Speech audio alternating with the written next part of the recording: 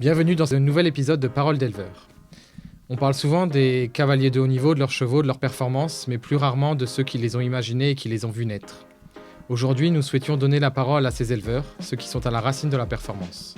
Amateurs ou professionnels, la parole leur est donnée pour nous expliquer leurs succès, leurs échecs aussi, et comment ils sont structurés. Aujourd'hui, nous rencontrons Stéphane Chalier. Stéphane est à l'origine de l'élevage d'Ivray. C'est un élevage un peu particulier basé dans le Cantal qui produit autant de sel français que d'anglo-arabes pour le sport de haut niveau. Il va nous expliquer son point de vue, comment il est installé, comment il élève en famille et quelle est la recette de son succès. Bonjour Stéphane. Bonjour. Est-ce que tu peux commencer par te présenter qui tu es ? Donc Stéphane Chalier, j'élève donc des chevaux dans le Cantal, à côté d'Aurillac. Donc pour ceux qui ne connaissent pas le Cantal, Massif Central. Comment tu es venu dans les chevaux ? Comment est née cette passion ? Alors cette passion, elle est née quand j'avais un oncle qui avait des chevaux de course et qui m'amenait sur les champs de course. Donc du coup, j'ai aimé le côté athlète du cheval dans le rond de présentation dans les pur sang juste avant qu'il parte en course. Je trouvais ça vraiment très sympa. Après, mon père était éleveur mais en bovin. J'ai toujours été aussi passionné par la génétique.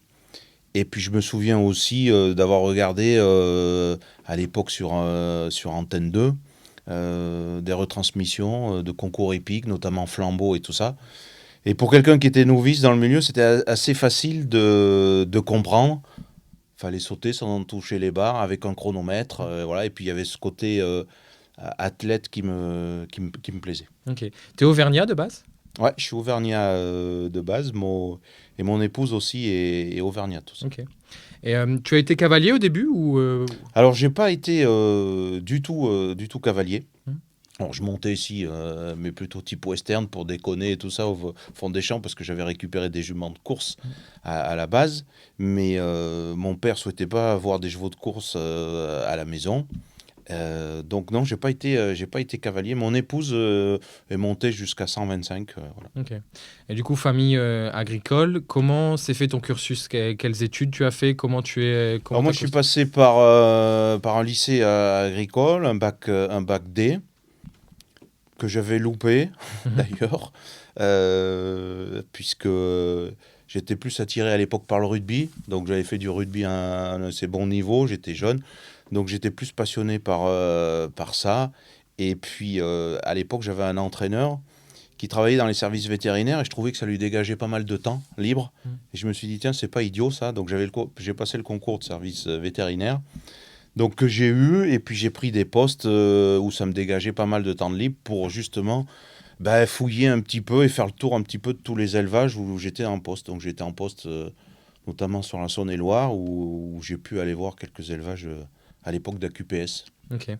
Et donc ça s'est fait comme ça, tu as mis le doigt, le virus t'a piqué du cheval.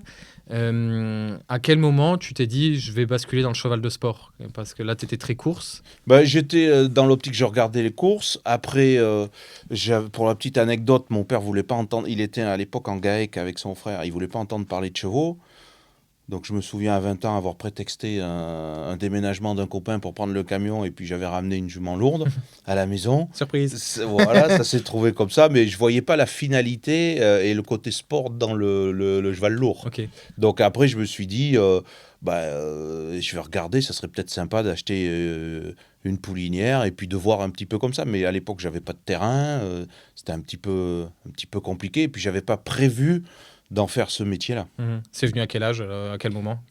Écoute, c'est venu à peu près à 30 ans. Okay. Voilà. Il y a eu un déclic particulier ou c'est Non, le déclic, il s'est fait petit à petit où, je te dis, j'étais pas cavalier et j'étais pas dans le sésame aussi des éleveurs de sport. Donc je partais avec une copie blanche et finalement, je pense que ça m'a servi parce que du coup, je me suis rapproché des cavaliers pour essayer de comprendre comment ça fonctionnait, qu'est-ce qu'ils voulaient comme type de chevaux et tout ça. Donc, du coup, j'ai toujours discuté plus avec les cavaliers qu'avec les éleveurs. Et l'idée, c'était de me faire plaisir en produisant un cheval, mais dans quel but ? Et c'est pour ça que j'ai beaucoup échangé avec les avec les cavaliers, en faisant toutes les reconnaissances avec eux, pour essayer de comprendre qu'est-ce qu'ils recherchaient et le fonctionnement du cheval. Ok, je comprends. Et ton installation dans le Cantal, c'est un petit peu original. C'est pas forcément la plus grosse région d'élevage de chevaux de sport. Ben, on était issus du Cantal. Ouais. Moi, j'avais un boulot là-bas dans le Cantal. Mon épouse, qui est vétérinaire, donc dès qu'elle est sortie de l'école, vu qu'on est un petit peu loin de tout, bah, là où elle avait travaillé, le gars lui a dit, écoute, ça m'intéresse que tu t'associes rapidement avec moi. Donc, on était posé là. Ouais. Et après, on a fait notre nid là. Voilà, on a récupéré 4-5 hectares. Je plaçais les chevaux à droite, à gauche. C'était un peu la démerde. Hein. Et avec le recul, tu penses que ça a été une force ou une faiblesse, ce côté un peu excentré? Et est-ce que tu penses que le terroir auvergnat t'a apporté quelque chose de particulier? Alors, je pense après, au début, quand tu fais ça d'un point de vue un petit peu amateur, tu te poses pas toutes ces questions-là et tu es plus dans la notion de plaisir. Et puis après, petit à petit, tu te dis, bon, tu prends un 80%, puis tu prends un 50%, et puis là, tu te dis, ben, faut en vivre. Et là, du coup, tu te poses un petit peu d'autres questions. Donc, je dirais pas que ça a été un problème, mais c'est vrai qu'on est dans un terroir où on peut vraiment faire de très bons chevaux. Je dis souvent que c'est une petite Normandie. Pourquoi? Parce que Aurillac, c'est aussi le pays du parapluie. On a beaucoup d'eau. Et à la fois, on a autant de jours d'ensoleillement qu'à Bordeaux, à Toulouse. Donc, on est fait pour faire pousser de l'herbe. Et c'est aussi là où il y a toutes les races allaitantes. Et c'est un berceau. Voilà, on ne fait pas de céréales. C'est vraiment un pays d'herbe. Donc, pour faire de l'élevage, c'est vraiment très bien. Le seul souci, c'est les concours qui sont un petit peu plus loin, quoi. On n'a pas un concours tout de suite à 5 minutes où on ne va pas sauter chez le voisin et tout. Donc, du coup, ça m'a obligé un petit peu à me structurer et à avoir la structure et de pouvoir tout faire à la maison, quoi. On va parler un peu de cette évolution et de cette installation progressive. Euh, Quand est-ce que tu as vraiment créé l'élevage d'Ivray? L'élevage d'Ivray, ça a attaqué il y a de ça maintenant 25 ans avec une première jument qui s'appelait Ivray du Sol. Ok. Et comme j'avais pas d'endroit où j'avais pas de terre à approprier, bah, j'ai dit élevage d'Ivray, voilà comment ça s'est trouvé. Ok, Quoi. ça marche. Et à la fin, d'ailleurs, j'ai rien gardé de cette souche-là parce que finalement, c'était pas assez bien. Ouais. Ok. C'était quoi comme jument là-bas? À la base, c'était donc une anglo. Mm. Donc, et pourquoi l'anglo? Parce que j'étais dans le pays de l'anglo et que je me suis dit, si les anciens ont élevé cette race-là ici, c'est qu'elle se prête aux conditions et que les terroirs... Donc, j'ai pas été plus loin dans un premier temps que de récupérer une jument anglo chez un voisin, une jument qui avait 20 ans, payée en 2 fois, si j'avais encore un poulain. Enfin, la démerde, quoi. Ouais. Et c'est assez drôle. Est-ce que du coup, ce choix de l'anglo, c'est devenu plus tard un choix stratégique, ou est-ce que ça a été un peu une suite logique en fait, sans trop y réfléchir et que Au début, c'était pas réfléchi. Je me disais, on est dans le pays de l'anglo, donc il faut produire de l'anglo. Après, comme je te disais, j'ai pas mal échangé avec les cavaliers. Rapidement, j'ai essayé d'échanger avec des cavaliers qui montaient à un bon niveau. J'ai eu la chance sur les premiers poulains d'avoir des poulains qui sortaient bien, qui sont notamment tombés dans la famille Angot. Et là, la première chose que j'ai fait, je leur ai dit, ben, venez à la maison, on regarde ce que j'ai et tout ça, et vous me donnez votre avis. Ok. Et c'est là où je me suis dit, il va manquer un petit truc pour essayer d'aller vers le haut. Ok. Et du coup, on a bien compris qu'au début, tu as commencé à élever un peu parce que ça te plaisait, c'était un peu un amusement. Est-ce que tu pourrais nous expliquer les différentes étapes qu'il y a eu dans ton développement? À partir de quand tu as commencé à augmenter le nombre de poulains? Combien tu en fais aujourd'hui? Est-ce qu'il y a eu différents paliers ou est-ce que tu es passé du jour au lendemain à un ou deux poulains à plus que ça? Comment ça a marché? Non, ça a été par palier, et petit à petit, on a augmenté. Alors après, comme je te disais, j'ai la chance d'avoir mon épouse qui est veto, qui fait les suivis à la maison, qui avait travaillé au début pour se former au Haras national d'Aurillac, puisqu'on avait un Haras à Aurillac. Et tout ça s'est fait petit à petit. Mais après, je me suis vite rendu compte que chaque fois que j'entendais parler des cavaliers, ils parlaient de réactivité, de sang. Et je me dis, l'anglo, il a quand même toutes ces caractéristiques-là. Par contre, des fois, il pouvait être un petit peu plus turbulent dans la tête, un petit peu moins stable. Et puis, des fois, il me leur manquait un petit peu de rayon pour aller faire des épreuves un peu plus sympas. Et c'est là où, du coup, j'ai été plus dans le croisement en ayant échangé avec des cavaliers de haut niveau. Ok, je comprends. Et tu as parlé de ta femme, ta fille aussi est cavalière. Alors au début, c'est vrai que j'ai fait... bon, j'aime bien bâtir. Donc c'est vrai que les premiers bâtiments, je les ai fait avec mes mains. Ouais. Du coup, c'est moi qui ai fait la maçonnerie, c'est moi qui ai fait tout ça parce que faute de moyens, et on a attaqué comme ça petit à petit. Et au début, tout ce qu'on pouvait gagner ou vendre, on le remettait tout de suite dans l'élevage et on avait donc tous les deux un salaire à côté qui nous permettait de rien prendre sur l'élevage. Ok. Et puis après, petit à petit, j'ai pu récupérer. Donc au début, j'étais sur 10 hectares. Après, j'ai réussi à récupérer 10 hectares. Donc on était sur une structure de 20 hectares avec deux trois poulinières. Puis après, j'ai récupéré quand mon père a arrêté. Sur l'autre côté du département, j'ai pu récupérer 50 hectares. Donc là, c'était un petit peu plus. C'est là qu'à partir de là où je suis passé à 80%. Et puis après, je suis rapidement passé à 50%.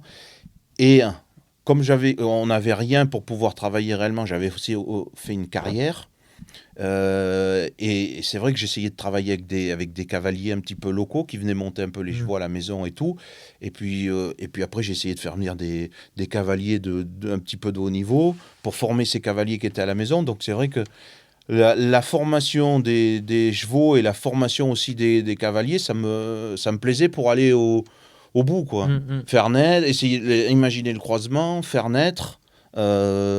Et puis après, derrière, voir si on s'était trompé ou pas. Et puis essayer de les amener un petit peu plus loin.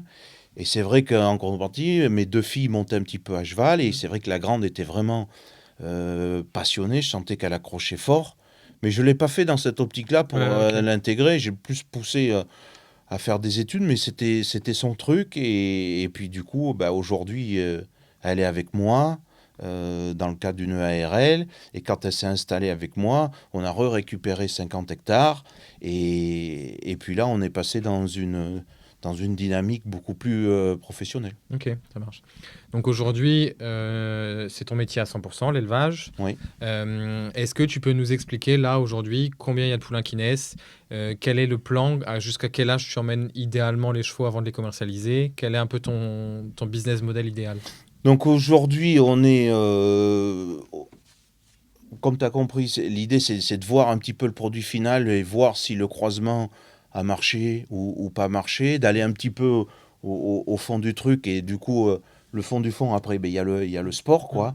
Et c'est vrai qu'aujourd'hui, avec ma fille Alice, donc avec moi, qui forme les jeunes chevaux, on est dans cette optique de pouvoir les amener jusqu'aux 2-3 étoiles. Après, le sport de plus haut niveau, je ne dis pas qu'un jour peut-être c'est une opportunité, mais elle a intégré le fait qu'il fallait former et qu'après c'était peut-être un autre sport.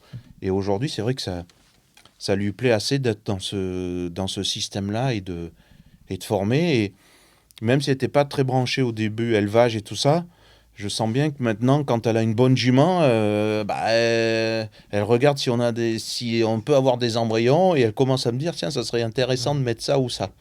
J'imagine que c'est très enrichissant cet élevage en famille, de le faire ensemble. Est-ce que tu penses que c'est un essentiel pour vous? Est-ce que c'est la recette de votre équilibre? Alors après, ça prend beaucoup de temps. On parle souvent chevaux et tout ça. Donc j'ai envie de dire que c'est bien que notre deuxième fille soit un peu moins là-dedans et que nous sorte un petit peu la tête de ça parce qu'on est vite pris dans un système d'engrenage. Et je pense que c'est bien des fois de regarder un petit peu ailleurs et de prendre un petit peu de recul pour peut-être faire les bons choix. Ouais, je comprends. Est-ce que, parce qu'on parle souvent de système chez les cavaliers, mais c'est tout aussi important pour les éleveurs, est-ce que tu peux nous expliquer aujourd'hui comment tu fonctionnes? Est-ce que tu fais principalement porter les juments? Est-ce que tu fais du transfert?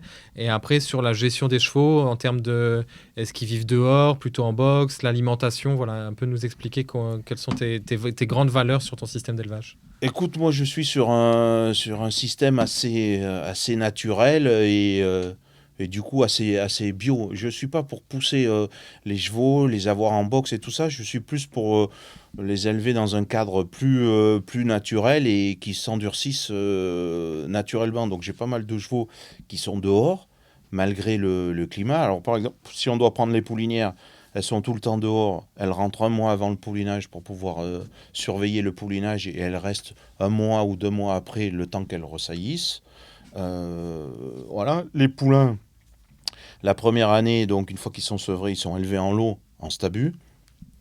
Foin à volonté, on a la chance d'avoir du très bon foin parce que j'ai une partie de la structure qui est sur du foin de montagne à 1100 mètres, donc on a du très bon foin, de bonne qualité. Donc ils ont juste 2 kilos d'aliments, voilà, sur 2 rations, matin et soir. Et après, à partir de 18 mois, ils sont juste au foin ou à l'enrubanage, pareil à 2 ans. Ok. Voilà. Tu produis tout ton foin? Je produis tout mon foin. Ok. Je ne produis pas de paille par contre, Ok. parce qu'on n'est pas dans un pays de paille, donc j'achète toute la paille. Ok. Par contre, je produis tout mon foin et on fait aussi l'enrubanage. Ok. Et l'aliment concentré, est-ce que tu en utilises beaucoup, pas beaucoup? Non, j'en utilise pas beaucoup. Ouais, ok. J'ai certains chevaux qui sont en concours qui ont pas 2 litres par jour. Ok. Alors après, avec cette jumenterie anglo ou celle française, mais très proche du sang, je n'ai pas besoin de trop nourrir et tout ça, avec un foin qui est déjà à la base assez riche. Donc, non, ils ne sont pas poussés, Ok. mes chevaux. Donc là, aujourd'hui, tu es presque autonome sur l'alimentation s'ils sont nourris principalement à l'herbe, au foin. Tu nous le disais, ta femme s'occupe de tout ce qui est gynéco, l'insémination, la valorisation. Aujourd'hui, c'est un objectif de gagner en autonomie ou est-ce que tu penses que c'est une force? Est-ce que c'est Je pense que réellement, c'est une force, puisque ça permet de ne pas être obligé de vendre à tout prix, de les attendre et notamment de pouvoir attendre. Alors c'est vrai qu'on a beaucoup de pouliches à la maison et l'idéal c'est de pouvoir faire du transfert sur les pouliches qui sont à la maison pour après les destiner au sport et pas se refuser une belle vente sans perdre le capital génétique de la jument. Ouais, ok, je comprends. Un peu plus tôt, on parlait tous les deux de l'association des bovins et des chevaux sur les pâturages. Est-ce que tu peux nous expliquer un peu comment tu fonctionnes là-dessus? Alors sur une partie où je suis un peu plus chargé, j'ai du mal à faire passer des bovins, mais idéalement, je fais passer tout le temps des bovins derrière les chevaux, qui mangent. On n'a rien inventé, hein. C'est ce que faisaient les anciens, si ce n'est que eux, ils faisaient passer bovins, chevaux et même après moutons. Et du coup, ils coupaient le cycle des parasites qui était assez intéressant parce qu'il faut savoir que les bovins mangent très bien derrière la fumette des chevaux et inversement. Okay. Donc, d'ailleurs, les anciens, j'ai souvent entendu dire des anciens et je suis assez à l'écoute de ce qu'ils peuvent dire aussi. Parce qu'ils ont du vécu, tout simplement. Ils disent la richesse d'un élevage, c'est le fait qu'il y ait des bovins. Okay. Et je suis assez d'accord avec ça. Et c'est quelque chose que j'essaye de faire et qu'à l'avenir, presque, je voudrais encore plus faire et mélanger bovins et chevaux. Ok. Ça marche comment? C'est une collaboration avec un voisin ou c'est toi qui... C'est des bêtes qu'on prend à l'estive. Ah, ok. Voilà. Ça n'a jamais été un projet, sachant que c'était familial d'avoir tes bêtes. Après, on pourrait avoir des vaches, acheter des vaches, tout ça, mais bon, c'est un boulot, on peut pas être partout non plus, quoi. Donc après, ça devient compliqué puisqu'il y a une prophylaxie à faire sur les bovins, donc il faut des bâtiments, il faut de la contention, donc du coup, non, j'ai pas ça. C'est pas un objectif. Non, c'est pas l'objectif. Ok. L'élevage en anglo-arabe, on en a un peu parlé. Tu as aussi une manière, des fois, bien propre de choisir tes étalons, parfois à contre-courant des modes. Tu fais tes choix personnels. Est-ce que tu penses que c'est vraiment une stratégie, tu veux être différent? Ou est-ce que c'est juste ton instinct qui te dit, comme tu le disais, tu comprends assez vite les besoins du sport avec ton expérience? Est-ce que c'est vraiment, tu fais confiance au feeling et tu te dis, moi, je regarde pas ce que les autres y font, moi, je crois en ça? Par expérience, déjà faire comme les autres, c'est vrai que moi ça m'emballe pas, quoi. Ouais. Déjà c'est pas dans ma nature, Ouais. quoi. J'ai un côté un petit peu rebelle quand même, donc du coup c'est pas dans ma nature de faire comme les autres et tout ça. Après, je dis pas que je suis pas, que je regarde pas un peu ce qu'ils font et tout ça, mais c'est vrai que utiliser un étalon qui fait 200 ou 300 cartes et d'avoir le 200e poulain, moi ça me gonfle un peu, quoi. Et puis chaque fois que j'ai eu un cheval qui me plaisait et que j'y ai pas été, je me suis dit, putain, t'étais con. t'aurais dû y aller parce que tu l'aimais, quoi. Mm. Et à la fin, je me dis, bon, ben là, quand j'ai un cheval, un jeune qui me plaît, ou un cheval qui n'est pas utilisé, mais qui je trouve intéressant, j'y vais. Et puis j'ai envie de dire que presque à 60 ans maintenant, heureusement que je ne suis pas obligé de suivre la mode. Le sel français, l'anglo, est-ce que tu en fais presque 50-50 quand on regarde tes naissances? Écoute, je ne saurais pas te dire. Bah, Bon, c'est à peu près ça. mais C'est à peu près ça. je veux bien te croire. Est-ce que pourquoi faire les deux? Est-ce que c'est complémentaire? Est-ce que c'est par choix? Alors, je trouve que le côté anglo, on a perdu un peu ce côté anglo parce que c'est une race qui, malheureusement, parce que c'est une race que j'aime bien, mais elle est un petit peu en perdition parce qu'il n'y a plus beaucoup de naissances Mm. et qu'aujourd'hui, c'est compliqué de faire de la sélection avec très peu de naissances. Souvent, dans n'importe quelle race qu'on puisse prendre, d'ailleurs, quand on descend en dessous des 2000 naissances, on est en péril, quoi. Donc là, sur l'anglo, on parle de 200 naissances, peut-être pour faire du sport, ou 300. Donc c'est difficile. Donc aujourd'hui, il y a pas, on ne retrouve pas les paires qui peuvent être intéressants. Donc, et travailler avec des paires dont on parle d'il y a 30 ans, enfin, c'est pas ça l'avenir, quoi. Mm. Voilà. Ok. Donc, comme je dis souvent des fois aux gens, enfin moi je veux pas tracter mon vin avec une 2 chevaux, quoi. C'est fini ça. Et justement, c'est assez intéressant parce que la production anglo reste très marginale en France pour le sport. Mais pour autant, on voit des courants européens, d'Allemagne par exemple, qui sont très intéressés par ces courants anglo pur sang. Comment tu expliques ça, cette différence d'intérêt pour des pays pourtant si proches? Je l'explique parce que ceux qui ont utilisé l'anglo il y a quelque temps, notamment les Allemands et tout ça, ça leur a vraiment apporté quelque chose. Et du coup, nous, on a continué dans l'anglo, mais ils ne se sont pas aperçus du déclin, entre guillemets. Alors, quand je dis ça, je ne me fais pas des amis dans le monde de l'anglo-arabe, mais c'est pour ça que j'ai été pour l'anglo de croisement. Et d'ailleurs, je me souviens quand on était à Pompadour, il y avait une section 2 et une section 3 qu'on appelait pour les anglos de croisement. Systématiquement, les meilleures notes, elles étaient attribuées aux anglos de croisement. J'ai dit, faut y aller, il n'y a pas d'autre choix. On est obligé d'ouvrir et tout ça. Et le problème, c'est que le studbook, à l'époque, a fermé quand il fallait ouvrir. Donc on a eu toujours un temps de retard. Et aujourd'hui qu'il faudrait presque refermer parce qu'on avait ouvert avant, on rouvre plein pot. Donc on est en décalage complet, on a un temps de retard. Et puis aujourd'hui, on me parle de look, de réactivité, tout ça, mais on s'aperçoit que sur les autres races, aujourd'hui, le look, la réactivité, on le retrouve aussi, quoi. Par contre, ce qu'on a du mal à retrouver et qui est présent chez l'anglo, c'est cette intelligence de la barre et ce sens de la barre et tout ça, et qu'il faut qu'on essaye de garder. Et aujourd'hui, je trouve qu'on est mieux à travailler avec des anglos de croisement qu'on recroise entre eux et créer un anglo de croisement, et après de sélectionner ceux qui nous intéressent. Et d'ailleurs, tu dis il y a 50% d'anglo et 50% de sel. En fait, quand je fais mes croisements et qui peuvent intégrer le studbook anglo et qui correspond un petit peu plus au standard de la race anglo avec un petit peu plus de cachet, un petit peu plus de chic, je les inscris en studbook anglo. Et quand ils sortent un petit peu plus côté sel français, peut-être des fois avec un petit peu moins de look, et je les inscris sel français. Alors des fois je me dis, t'as peut-être eu tort de faire ça ou pas, parce qu'ils évoluent un peu différemment, mais parce que ça on le fait dès la naissance quasiment. Mais voilà pourquoi on tombe sur du 50-50. Ouais. Et est-ce qu'aujourd'hui, toutes tes souches de base sont des souches anglo ou Non. tu as repris des souches Non, j'ai repris des souches différentes, et je crois qu'à la maison, il y a en tout, finalement, il y a une vingtaine de souches. Ah ouais. Il y a 5-6 souches anglo que j'ai dû travailler avec une dizaine de souches anglo. J'en ai gardé 5 souches que je continue à travailler. Et après, je me suis diversifié avec des bonnes souches.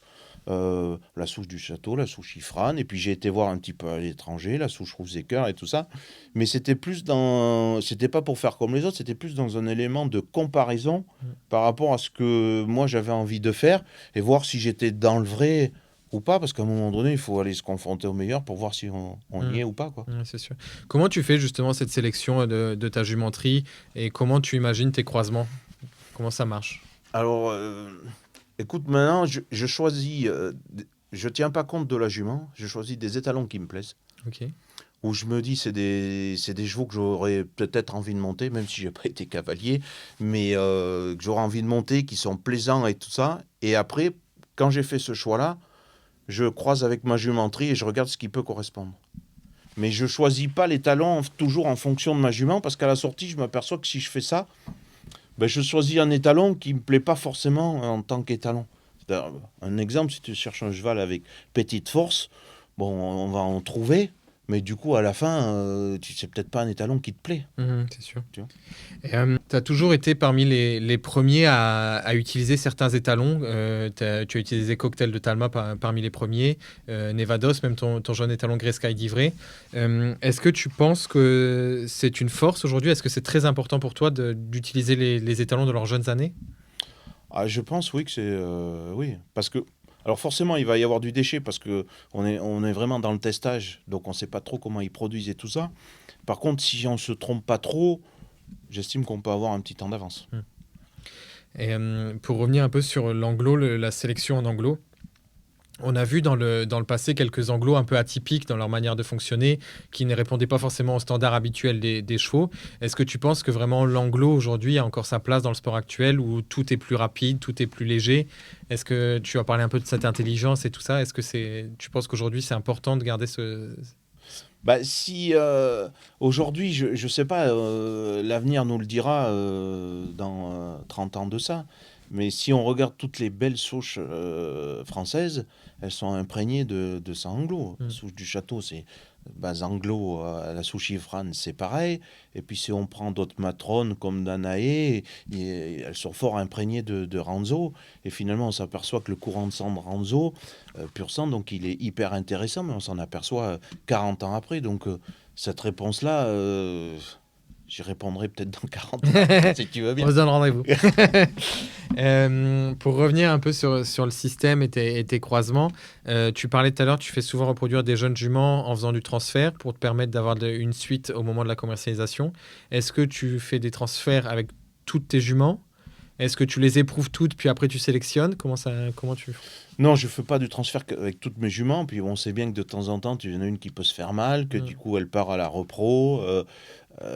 Mais idéalement, aujourd'hui, l'élevage idéal, c'est que des juments sportifs qu'on pompe, voilà, et avec des porteuses, et on travaille sur sa génétique-là. Après, on sait très bien que c'est pas toujours comme ça, et qu'il y a toujours un peu de casse dans les chevaux, dans les juments, ils se font mal. Et puis que tu essayes, mais c'est vrai que aujourd'hui, la moyenne d'âge des juments, ouais, ça doit être en dessous de 10 ans. Et si tu dois choisir entre qualité sportive de la jument et génétique, qu'est-ce que tu choisis? Oh, je choisis qualité sportive, parce que c'est avant tout ça qui me fait triper, c'est le sport, quoi. Donc, pour une jument qui réussit, et puis on s'aperçoit, la génétique, oui, c'est un gage de sécurité, mais c'est pas non plus la science infuse. Mais aujourd'hui, c'est vrai qu'on a envie de travailler avec la bonne génétique, mais on s'aperçoit que aujourd'hui, j'ai gardé quelques souches anglo qui n'étaient pas du tout connues, qu'on a retravaillé à la maison, et qui sont aussi performantes que d'autres qui étaient très connues, quoi. Et j'aime bien aller chercher une souche qui n'est pas connue, où je crois en la qualité sportive de la jument, et qui derrière produit. Ça, j'aime bien. Sortir un truc qui... C'est essentiel pour toi de travailler les souches sur plusieurs générations? Ah oui, c'est essentiel. Ouais. Après, comme je t'ai dit, moi, l'élevage, il est tout jeune, je débute dans l'élevage. Si ma fille prend le relais sur la partie élevage dans quelques années, elle aura déjà peut-être une idée. Elle va peut-être que sélectionner deux, trois souches, au lieu de tourner avec, comme on a là, une vingtaine de souches. On met pas tout, on fait pas 20 poulains par an. Hein. On est plutôt autour d'une douzaine. Mais on va pas forcément travailler qu'avec ces 20 souches-là, quoi. Tu as produit déjà plusieurs, même si ton élevage est jeune, comme tu le disais, tu as déjà produit plusieurs étalons. On parlait de Grey Sky d'Ivray un peu plus tôt, Chrome d'Ivray. Est-ce que tu les utilises beaucoup? Bah, déjà, si je les garde entiers, c'est que j'ai envie de les utiliser. Sinon, je les utilise pas. J'ai castré certains étalons qui, à mon avis, étaient sympas, mais qui, d'un point de vue génétique, n'étaient pas intéressants dans ce que j'ai envie d'amener. J'aime bien amener le petit côté anglo derrière dans un étalon et changer un peu. Après, il y en a tellement. Là, un exemple, j'avais un très bon Pégase avec une mère diamant qui dame. Il y en a plein de Pégases et tout ça. Je l'ai castré et c'est vrai que ma fille me dit, écoute, on sera mieux pour le sport. Hmm. Euh, voilà. C'est toujours l'enjeu, ça. Est-ce qu'aujourd'hui, tu essayes de quand même garder les entiers? Je sais que souvent, les cavaliers se disent c'est plus facile. Ah, si j'écoutais ma fille, ils seraient tous castrés. Et moi, j'aime bien ce côté, voilà, où garder un entier. Bah, parce qu'un entier, il peut en faire 50, 80 par an, donc on avance plus vite par la Hmm. voie mâle. Hmm. Et c'est intéressant de ce côté-là. Donc ce que j'ai pu faire avec Chrome, non, ça c'est assez sympa, quoi. Je comprends. Si tu dois choisir 3 critères essentiels pour choisir un étalon.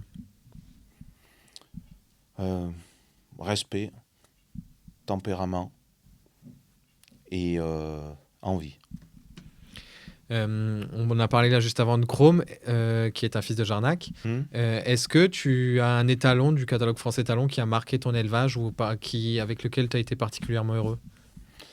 Écoute, j'ai toujours utilisé plein d'étalons. J'ai jamais été, hormis mes étalons que j'ai utilisés un petit peu plus, mais plus pas parce que c'était les miens, mais plus pour les tester et aller un petit peu plus au fond des choses.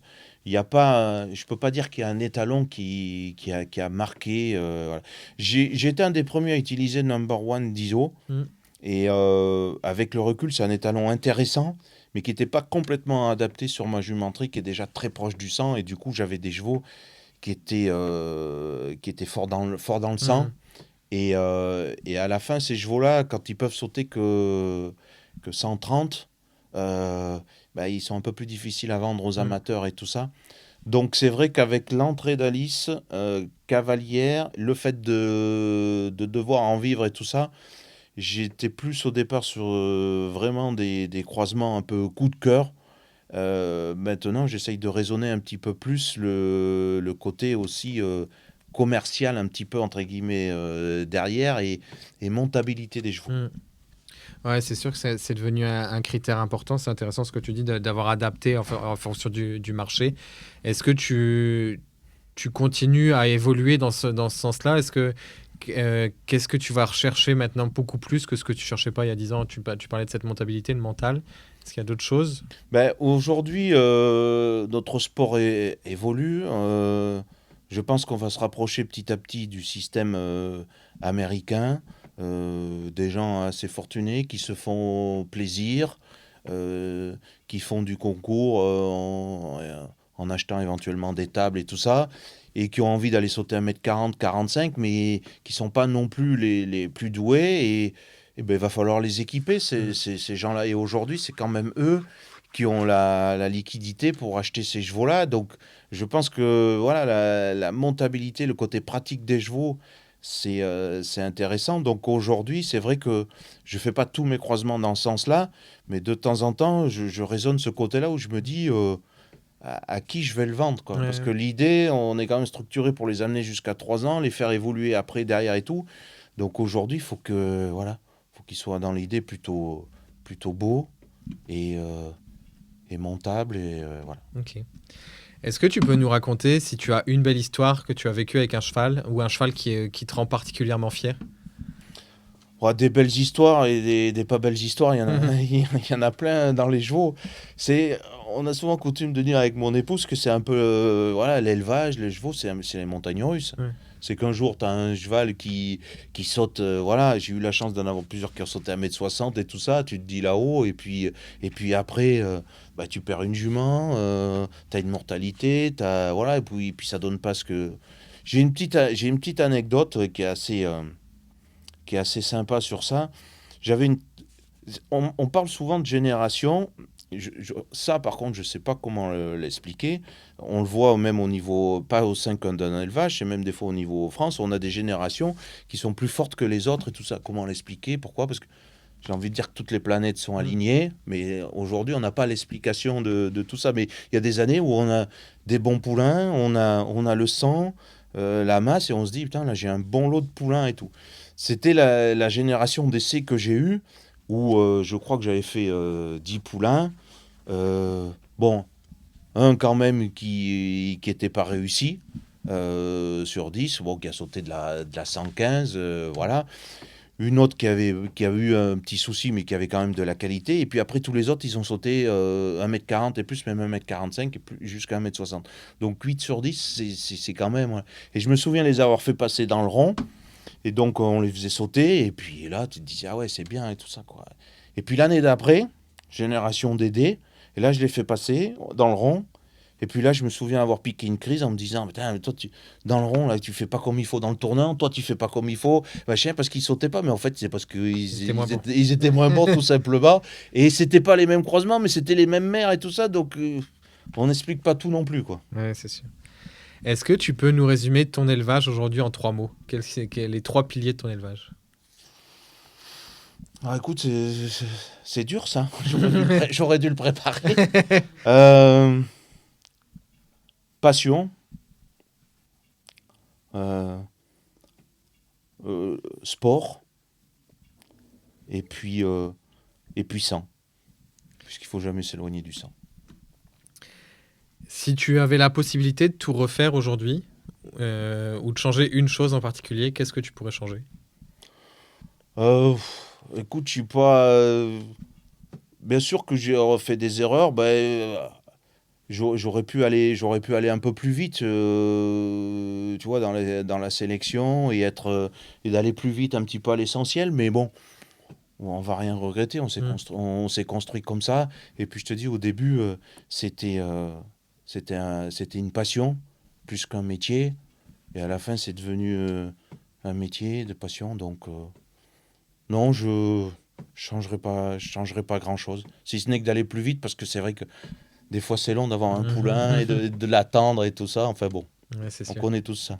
On a un peu parlé du coup de ta différence, que tu appréciais un peu faire ce que les autres ne faisaient pas, ou en tout cas ne pas suivre les modes. Euh, Est-ce que tu penses aujourd'hui que c'est vraiment une force, ou est-ce qu'à des moments tu as douté de ça? Est-ce que tu t'es dit, là je fais trop anticonventionnel, il faut que je rejoigne les rails un peu? Ouais.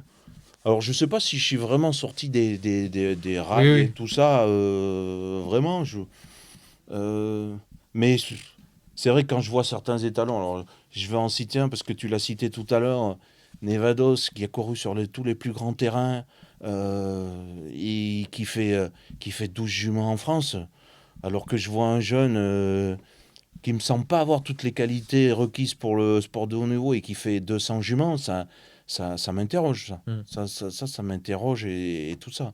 Donc, je me dis, non, donc, faut tenter des trucs, mais avec ces étalons-là, mais ces étalons-là confirment et tout. Puis aujourd'hui, il y a un tel turnover, puis on est rentré dans un système où j'ai le sentiment que les étalonniers, il faut toujours qu'ils rentrent la dernière paire, la dernière recrue pour être. Voilà, mais. Oh, voilà, l'élevage, c'est aussi, ça prend du temps et je veux dire qu'aujourd'hui, voilà, on oublie vite les talons qu'on a fait travailler il y a 2 ans, il est presque déjà aux oubliettes et tout ça. Ouais, des fois, tout ça, ça me laisse un petit peu perplexe. Mm. Quel conseil t'aurais bien aimé recevoir quand tu t'es lancé? Euh, ouais, alors, je sais pas, j'ai pas fait l'analyse de tout ça. Par contre, c'est vrai que après maintenant 25 ans et tout ça, et à la fin, j'en ai pas fait naître énormément parce que on a attaqué à 2 3 puis après 6 7 8 là maintenant on est à une douzaine de poulains et tout ça, mais j'aurais envie de dire aux éleveurs d'être curieux, de pas écouter que le chant des sirènes et d'aller voir les étalons et de discuter avec les cavaliers et tout ça. Et puis il faut pas croire, même les cavaliers de haut niveau, euh, ils sont contents d'avoir un éleveur des fois qui pose des questions et tout ça. Puis celui qui répond pas, vous travaillerez jamais avec lui. Puis voilà. Quelles sont tes ambitions à court et long terme?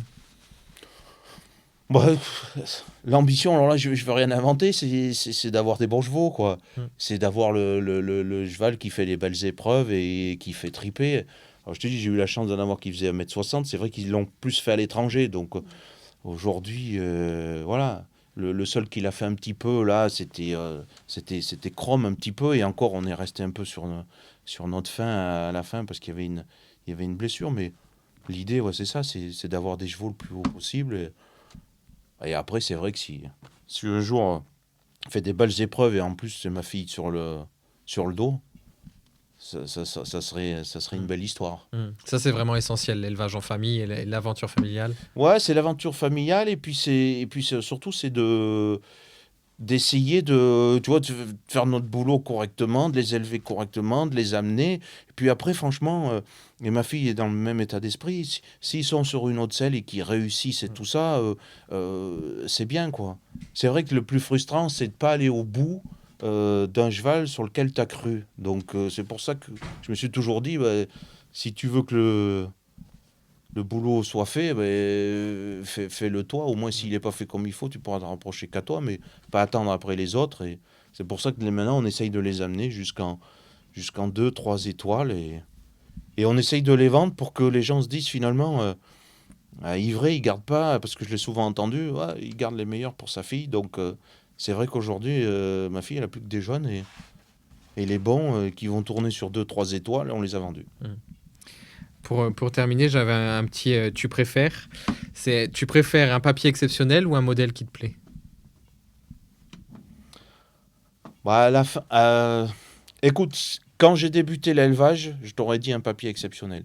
Aujourd'hui, avec plus de recul, je te dirais un modèle qui me plaît. Et quand je dis modèle, c'est une aptitude sportive qui me plaît. Je pense que c'est la suivante, on a un peu la réponse. Tu préfères vendre jeune ou continuer l'aventure jusqu'au haut niveau? Bah, et continuer l'aventure le plus loin possible. Et puis aujourd'hui, quand on peut amener un cheval à un certain niveau, bah, on le vend un petit peu d'argent. C'est aussi ce qui fait tourner la boutique. Parce que l'idée aussi à la fin, et ça a toujours été mon leitmotiv, c'est de dire ma fille se lance là-dedans. L'idée, c'est quand même qu'elle en vive. Parce que nous, au début, on n'en a pas, Tu, pas vu.